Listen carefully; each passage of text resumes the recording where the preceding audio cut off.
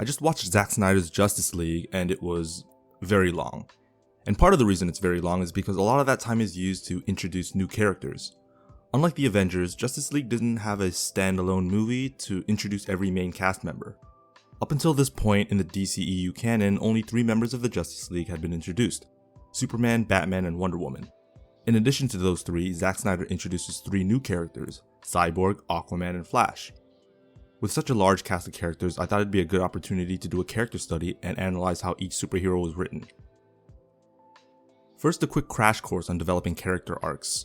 Well-written characters in movies are all established the same way. We introduce the character at the beginning of the movie by laying out his or her characterization, what their ideals are, what their beliefs are, and what they value.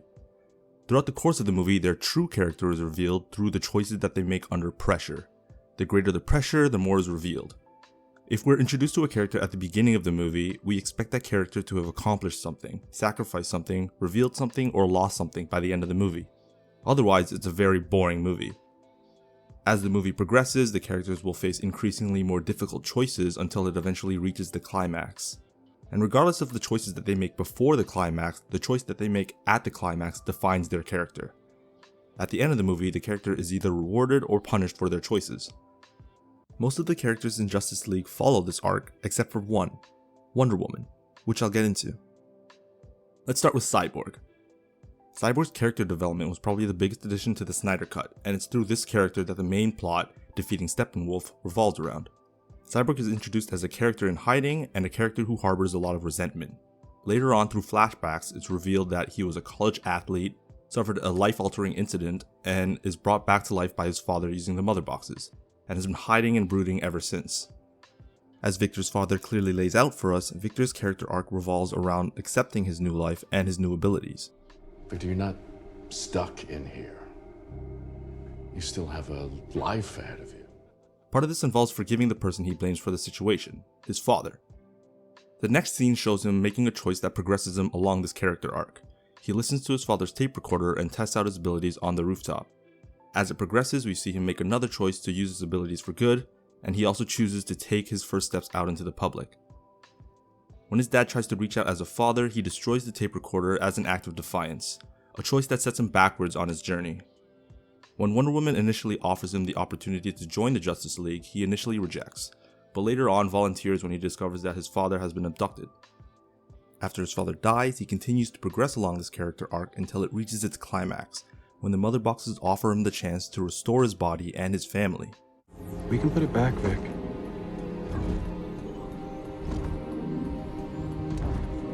Make you whole again. Whether or not this is a real choice doesn't really matter because it gives Cyborg a chance to come to terms with his conflict.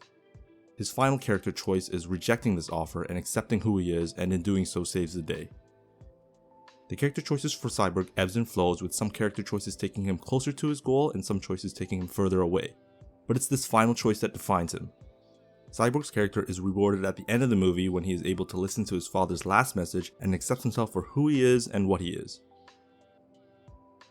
Aquaman's arc begins when Batman attempts to recruit him to the Justice League. He's established to be a hero, but a hero that prefers to work alone.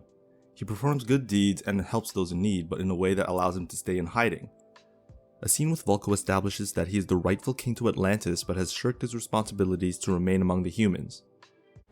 You're the rightful king of Atlantis.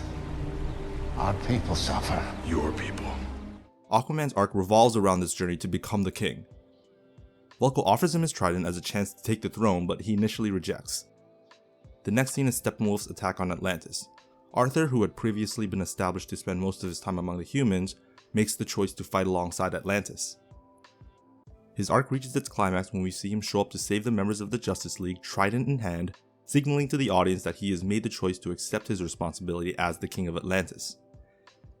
He spends the rest of the movie fighting alongside the other heroes. Aquaman is rewarded at the end of the movie by earning the respect of the Atlanteans. Flash's first scene is mostly just an action sequence. We get a little bit of insight into his character. He's awkward and he's willing to use his abilities to protect those in danger. Most of his character is established in the prison scene with his dad. He's shown to be working dead-end jobs in an attempt to pay for a criminal justice degree to prove the innocence of his father. He's living in the past and needs to make his own future, as his dad very clearly spells out for us. Alan. I want you to make your own future. You're living in the past. Make your own future. Open gate. When Batman comes to him with an opportunity to join the Justice League, he immediately agrees. Flash's arc revolves around reconciling his past to save his future.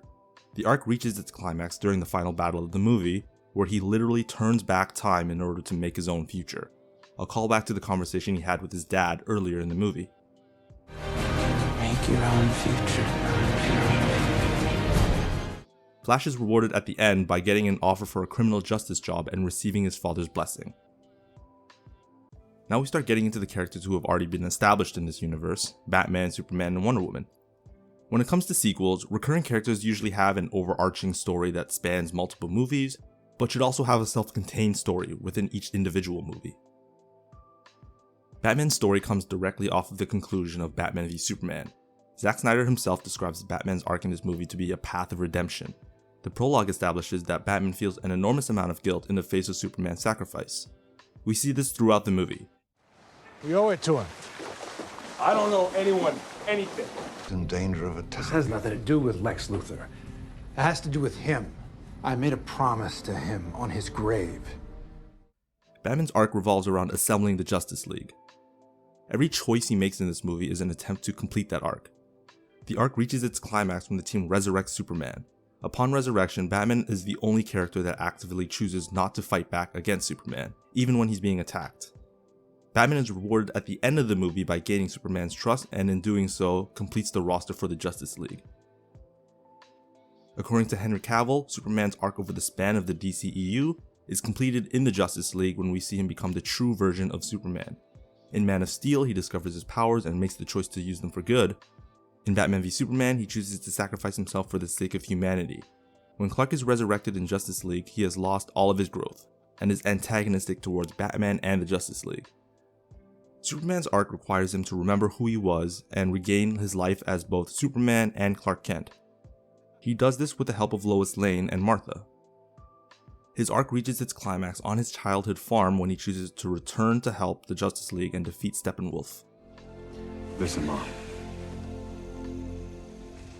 They wanted me back for a reason. I need to find out why. He's rewarded on his walk through the Fortress of Solitude, where both of his fathers can be heard giving him a pep talk, and where he literally gets a brand new suit, becoming Superman.